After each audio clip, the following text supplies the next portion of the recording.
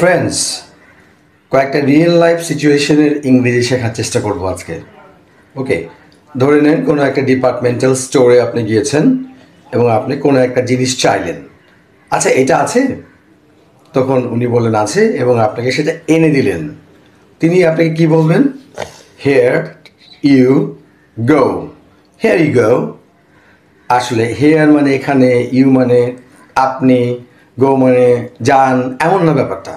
Hair you গো মানে এই নেন, আমরা যেটাকে বাংলায় বলি। তাহলে কোনো কিছু চাইলেন, আপনাকে দিল, তাহলে হেয়ার ইউ গো। শুধু ডিপার্টমেন্টাল স্টোরে না, যে কোনো জায়গাতেই আমরা এইভাবে বলতে পারি। ধরেন আপনি আপনার বন্ধুর কাছে কিছু চেয়েছেন, বন্ধু আপনাকে সেটা দিল, দেওয়ার সময় বলল হেয়ার ইউ গো, অর্থাৎ এই নাও। ওকে, বাসায় গেস্ট এসছে, তাকে একটু সাবলীল করার জন্য, ইজি করার জন্য আপনি বললেন please feel at home. Please feel at home, বা please feel free at home. বাসায় রিল্যাক্সে থাকেন, একটু ফ্রি অনুভব করেন, এমন কিছু। Please feel free at home. আচ্ছা, আমরা অনেক সময় তো বলি শিওর, অফকোর্স, অবভিয়াসলি, তাই না? এভাবে নিশ্চিত করে বলার জন্য বলি। আমরা কিন্তু শুধু শিওর, SURE, এটা বলার পরিবর্তে শিওর থিং বলতে পারি। এটাও কিন্তু খুব প্রচলিত। তার মানে কি বললো? কোনো কিছু বললো, আপনি বললেন শিওর থিং, অর্থাৎ অবশ্যই। শিওরের জায়গায় শিওর থিং। কোনো অফিসে গিয়েছেন, সাহায্য নিয়েছেন, থ্যাংক ইউ তো বলতে হবে। থ্যাংক ইউটাকে কীভাবে বলা যাবে? আপনি বলতে পারেন থ্যাংকস, অথবা থ্যাংকস ফর ইয়োর কোঅপারেশন। সবচেয়ে ভালো হয় অফিসিয়ালি বললে থ্যাংকস ফর ইয়োর কোঅপারেশন, আপনার সহযোগিতার জন্য ধন্যবাদ। Thanks for your cooperation. ধরুন কাউকে আপনি আপনার মোবাইল নাম্বার দিয়েছেন এবং তাকে বললেন সমস্যা নেই, আপনি আমাকে যে কোনো সময় কল করতে পারেন, বা আপনি আপনার সুবিধাজনক সময় আমাকে কল করতে পারেন।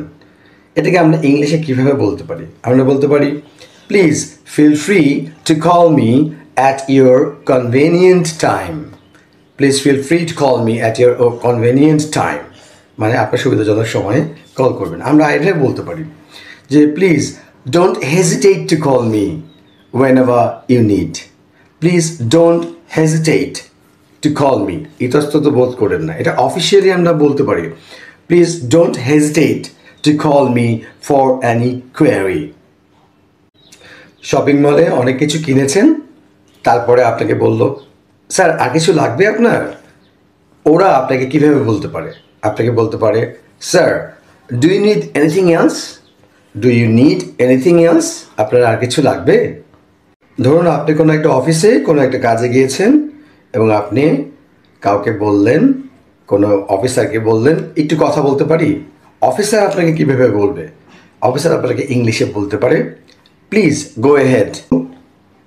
আপনার কোনো বন্ধু আপনাকে দাওয়াত দিল, বললো শোন দেরি করবি না, ঠিক সময় আসবি কিন্তু।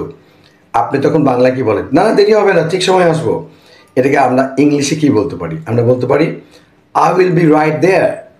আমরা বলতে পারি no problem, I will be right there. Right মানে সঠিক, দেয়ার মানে সেখানে। এইভাবে ভেঙে ভেঙে বাংলাগুলো হবে না, বলতে হবে I will be right there. আর যদি বলতে চান I will be right there on time, আমি সময় মতো সেখানে পৌঁছে যাব। I will be right there. So thanks my dear friends, thanks for watching these videos.